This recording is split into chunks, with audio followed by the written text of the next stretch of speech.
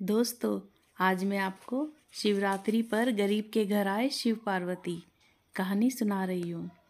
हरिया बनारस में अपनी पत्नी आशा के साथ रहता था। वह अपने खेत में काम करके अपनी रोजी रोटी चलाता था। हरिया और आशा दोनों ही बिना पूजा पाठ किए कुछ भी नहीं खाते थे। यह उनका रोज का काम था। पूजा पाठ करके ही वो कुछ खाते थे, क्योंकि वो दोनों शिव जी के सच्चे भक्त थे। हालांकि वो बहुत गरीब थे, पर उन्होंने शिव पर से अपना विश्वास कभी नहीं उठने दिया। कुछ दिनों बाद शिवरात्रि आने वाली थी।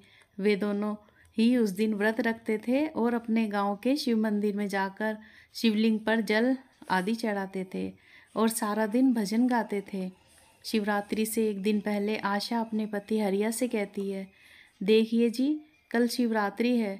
मैं सोच रही हूँ कि कल हम भोलेनाथ और माता पार्वती को दूध, बेलपत्र, फल और फूल भी अर्पित करें। हरिया कहता है, हाँ हाँ ठीक है, पर मेरे पास तो केवल 150 रुपये ही हैं। जितना भी सामान इनमें आएगा मैं वही ले आऊँगा। वो लोग गरीबी में जी रहे थे। उनकी झोपड़ी भी टूटी फूटी थी और बरसात में तो छत से पानी भी टपकता था। फिर भी उन्हें भगवान से कोई शिकायत नहीं थी। वो तो भगवान की भक्ति में मस्त रहते थे। शाम को हरिया वो सब सामान ले आया जो आशा ने बताया था। अगले दिन शिवरात्रि थी। दोनों ने व्रत रखा। सुबह पूजा पाठ करने के लिए गांव के मंदिर में जाने को वो लोग तैयार थे कि तभी जोरों से बारिश आ गई। हरिया कहता है, अरे ये क्या, ये तो बारिश आ गई, और वो भी इतनी तेज। अब कैसे जाएंगे हम मंदिर? आशा कहती है, कोई नहीं, थोड़ी देर रुक जाते हैं, शायद बारिश रुक जाए। पर काफ़ी देर तक जब बारिश नहीं रुकी तो ऊपर से छत पे से पानी भी टपकना शुरू हो गया। हरिया कहता है, ओहो, अब तो छत भी टपकने लगी। ऐसा लग रहा है आज शिवजी हमारी परीक्षा ले रहे हैं। अरे आशा, चलो एक काम करो, यहीं पर एक मिट्टी का शिवलिंग बना लो, हम उसी पर जल चढ़ा देंगे। अरे पर मिट्टी तो बारिश में बह जाएगी। तभी किसी ने दरवाज़ा खटखटाया। हरिया ने दरवाज़ा खोला तो देखा कि दरवाजे पर एक साधु बाबा और एक साध्वी खड़े थे। हरिया उनको प्रणाम करते हैं। प्रणाम महाराज, कहिए मैं आपकी क्या सेवा कर सकता हूँ? बाबा बोले, बेटा, हम बहुत दूर गांव से चलकर आए हैं। अब रास्ते में बारिश हो गई और थमने का नाम ही नहीं ले रही, तो क्या हम तुम्हारे घर कुछ देर रुक सकते हैं? हाँ हाँ बाबा, अहो भाग्य हमारे जो आप हमारे घर पधारे। आइए आइए, अंदर आइए, जब तक आप चाहो यहाँ ठहर सकते हो। वह साधु और साध्वी घर के अंदर आ जाते हैं, जहाँ पर आशा मिट्टी का शिवलिंग बना रही थी। तभी वह साध्वी आशा से पूछती है, अरे बेटी, तुम ये क्या कर रही हो, क्या बना रही हो? आशा कहती है, आज शिवरात्रि है माँ जी, और हमने व्रत रखा है, पर तेज बारिश के कारण हम मंदिर नहीं जा सके शिवलिंग पर फूल, बेलपत्र और दूध चढ़ाने। तो हमने सोचा कि हम घर पर ही शिवलिंग बनाकर इसी पे बेलपत्र, फूल, फल और जल चढ़ा दें।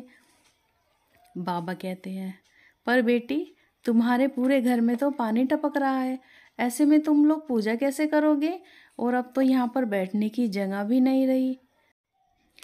आशा कहती है, बाबा, शायद भोलेनाथ हमारी परीक्षा ले रहे हैं, पर हम भी परीक्षा पूरी ही करेंगे, हर हाल में पूजा करके ही रहेंगे। फिर हरिया और आशा मिट्टी का शिवलिंग बनाकर उसकी पूजा करने लगते हैं। जैसे ही आशा शिवलिंग पर फल और फूल चढ़ाती है, तभी बाबा कहते हैं, बेटी, मुझे जोरों की भूख लगी है, क्या हमें कुछ खाने को मिलेगा? तभी आशा वो फल बाबा को दे देती है।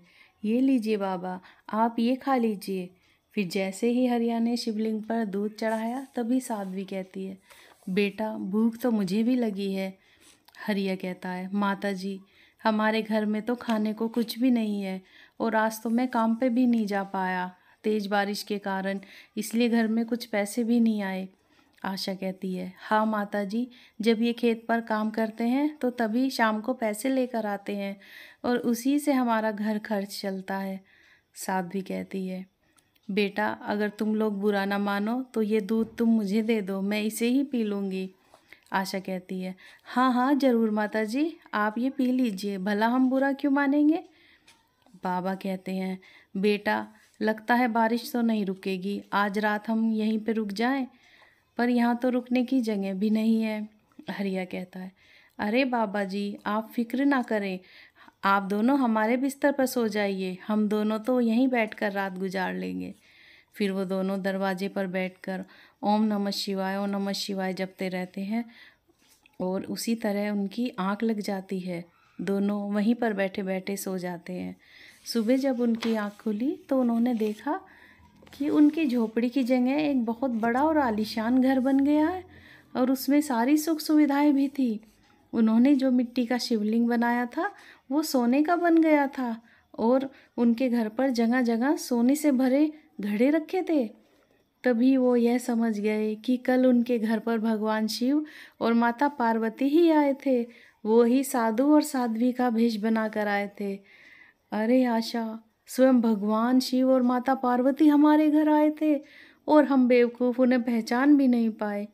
आशा कहती है, इतनी बारिश में भगवान शिव और माता पार्वती हमें दर्शन देने आए, हम तो धन्य हो गए। वो दोनों शिवलिंग के आगे जाकर सिर झुकाकर उनकी पूजा करती हैं। उन दोनों की आंखों में आंसू भरे थे। फिर उन्होंने वो शिवलिंग अपने घर पर मंदिर बनाकर वहीं पर स्थापित कर दिया और दोनों सुबह शाम उस शिवलिंग की पूजा करने लगे और जो उनको सोना मिला था वह उससे गरीबों की सेवा करते, उनकी मदद करने लगे। अब उन्हें कोई कमी नहीं रही और वे अपना जीवन खुशी खुशी व्यतीत करने लगे। दोस्तों, अगर आपको ये कहानी पसंद आई हो तो like, share, comment and subscribe ज़रूर करें। Thanks for watching.